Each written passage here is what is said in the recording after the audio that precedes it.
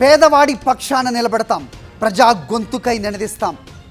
Voice of voiceless, తెలుగువారి మనస్సాక్షి, సాక్షి TV. సాక్షి TV ప్రసారాల కోసం మీ స్థానిక కేబుల్ ఆపరేటర్ను వెంటనే సంప్రదించండి. వైఎస్ఆర్ జిల్లా వేంపల్లిలో కలకలం సృష్టించిన యువతి సుమియా ఆచూకీ కనిపెట్టారు పోలీసులు. చింతలమడుగుపల్లి అటవీ ప్రాంతంలో అపస్మారక స్థితిలో పడిన సుమియాను వేంపల్లికి తీసుకొచ్చారు. అనంతరం వైద్య పరీక్షల నిమిత్తం కడప రిమ్స్ ఆసుపత్రికి తరలించారు. యువతి పూర్తిగా కోలుకున్న తర్వాతే వివరాలను వెల్లడిస్తామన్నారు పులివెందుల డీఎస్పీ మురళీ నాయక్. ఈ అంశంపై అప్డేట్స్ మా కరెస్పాండెంట్ శ్రీనివాస్ అడిగి తెలుసుకుందాం. శ్రీనివాస్, చెప్పండి, మొత్తానికి యువతి ఆచూకీ అయితే తెలిసింది. సో ఏంటి అంటే అపస్మారక స్థితిలో పడి ఉందంటున్నారు. సో వివరాలు వెల్లడించడానికి పోలీసులు ఇంకా సమయం కావాలంటున్నారు. ఏం జరుగుతోంది, అప్డేట్ ఏంటి? ఆమె కొంత భయాందోళనలో ఉన్నటువంటి పరిస్థితి ఉంది. అటవీ ప్రాంతంలో ఎక్కడైతే గొర్రెలు కాచుకుంటుందో అదే ప్రాంతంలో ఆమెని కనుగొన్నారు.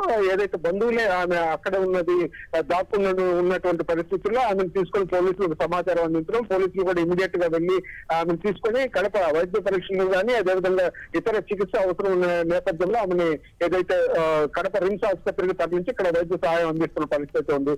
మైనర్ బాలిక 17 సంవత్సరాలు ఉంటాయని చెప్తున్నారు. 5 యువకులు ఆమె గొర్రెల్ని కాచుకున్నటువంటి సమయంలో అక్కడికి వెళ్లారు. మద్యం సేవించి ఉన్నటువంటి వాళ్ళు అంత అసభ్యంగా ప్రవర్తించారు అనేటటువంటిది బంధువులు ఆరోపిస్తున్న పరిస్థితి ఉంది. పోలీసులు అయితే పూర్తి స్థాయిలో దర్యాప్తు చేస్తున్నారు. ఇప్పటికే 3 అదుపులోకి తీసుకున్నారు.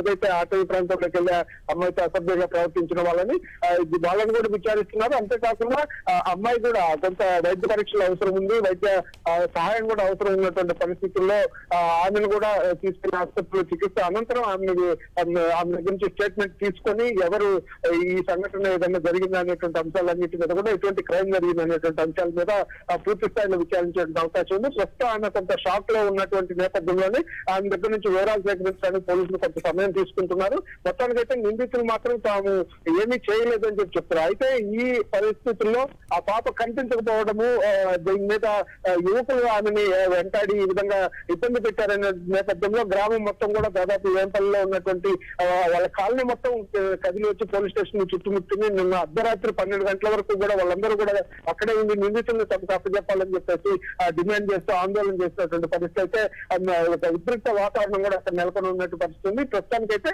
ఆ పాప చికిత్స పొందుతుంది. Okay Srinivas, thanks for the inputs.